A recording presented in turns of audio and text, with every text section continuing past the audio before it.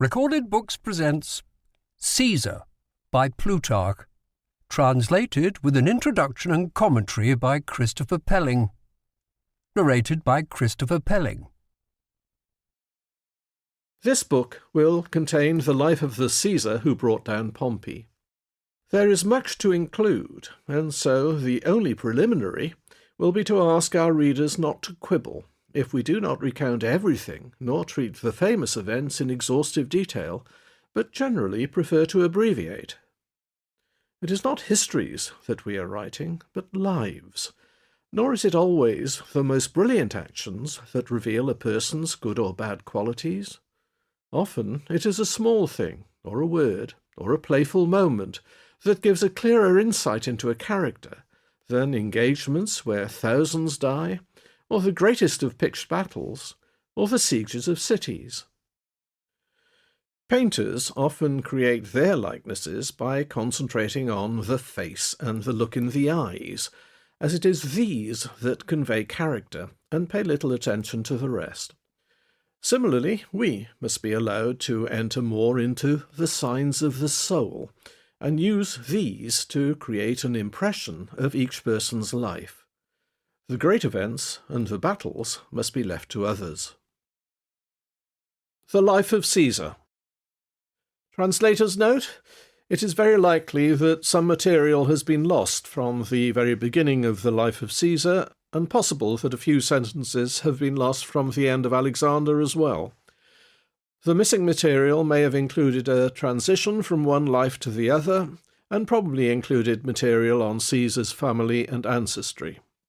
It is possible that a short fragment survives, discussing whether the name derives from a birth by caesarean section, that is, from the Latin word caedo, to cut.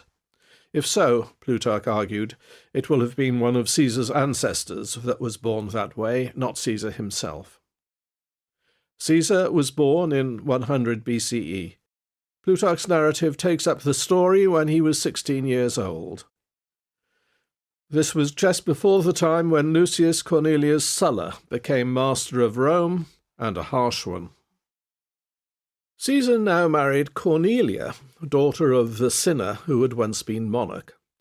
Then Sulla won control, but he could not entice or intimidate Caesar into divorcing the woman, so finally confiscated her dowry. This bad feeling between Caesar and Sulla went back to Caesar's connection with Marius. The elder Marius was married to Caesar's aunt Julia, and the younger Marius was their son and Caesar's cousin. At first Caesar was overlooked by Sulla, amid all the killings and the pressure of affairs, but that was not enough for Caesar, who came before the public as a candidate for a priesthood, though still a very young man. Sulla discreetly opposed this, and made sure that he failed. Then he thought about killing him. Some argued that it was senseless to kill a boy of his age. Sulla replied that they were the senseless ones, if they could not see there was many a Marius inside this boy. This remark was retailed to Caesar, and he spent a long time moving from place to place in Sabine country and staying out of sight. Then one night he was travelling from one house to another, carried in a litter because he was sick. He fell into the hands of some of Sulla's soldiers, who were searching the district and capturing those in hiding. Their leader was a man called Cornelius, and Caesar managed to bribe him with 2 talents to let him go. Then he immediately fled to the sea and sailed off to Bithynia and the court of King Nicomedes. He did not stay there long, but on the return voyage he was captured near the island of Pharmacusa by pirates, who were at that time already masters of the sea with their large fleets and their countless smaller ships. First, they asked him for a ransom of 20 talents. He laughed. "You don't know who it is that you've captured," he said, and promised them 50 instead.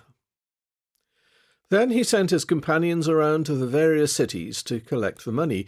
To keep listening to this audiobook, I've left you a link in the description so you can do it, at no cost thanks to Audible's 30-day free trial.